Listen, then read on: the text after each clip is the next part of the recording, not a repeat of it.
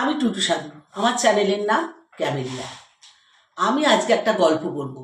এই গল্প আমার লেখা এবং এটা সত্যি, যে ঘটনাটা সত্যি, এটার গল্প হলেও সত্যি।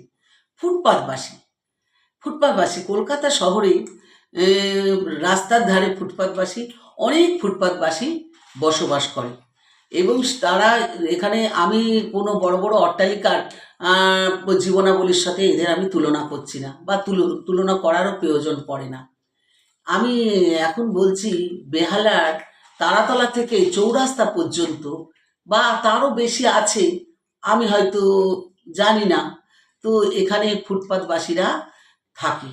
এই ফুটপাতবাসীরা আহ, বড় বড় বড় বড় অট্টালিকার পাঁচিলের গায়ে, আবার কোনো কোনো বড় বড় অট্টালিকা অফিসের গায়ে, বা বড় বড় বাগান এসবের বাউন্ডারির গায়েতে এরা ওই শাড়ি কাপড় জামা দিয়ে মশারির মতো করে এরা দড়ি দিয়ে বেঁধে পাঁচিলের মধ্যে, আবার ইট চাপা দিয়ে একদিকটা করে, আরেকটা নিচ পর্যন্ত নামিয়ে দেয়। নামিয়ে পরে এরা তাঁবু তৈরি করে এবং সেখানে এরা বসবাস করে। কিন্তু এরা সেই জায়গাতে থাকে, কিন্তু এরা নিজেদের অকুপেশন আছে এদের। এরা যেমন পুরুষেরা লোকের বাড়ি বাড়ি জল দেওয়ার কাজ করে। জল দেওয়ার কাজ বলতে, কলকাতার অনেক বাড়ি আছে যারা ওই ফ্ল্যাটের জল বা বাড়ির জল খায় না, তারা শুধু ভারীর জল খায়।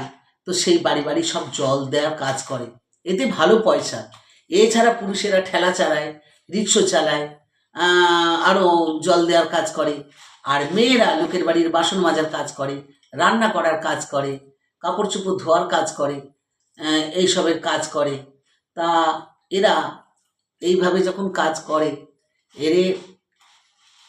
এদের যে বাচ্চাগুলো আছে, এদের এই ফুটপাতের ধারে এরা বাস করে।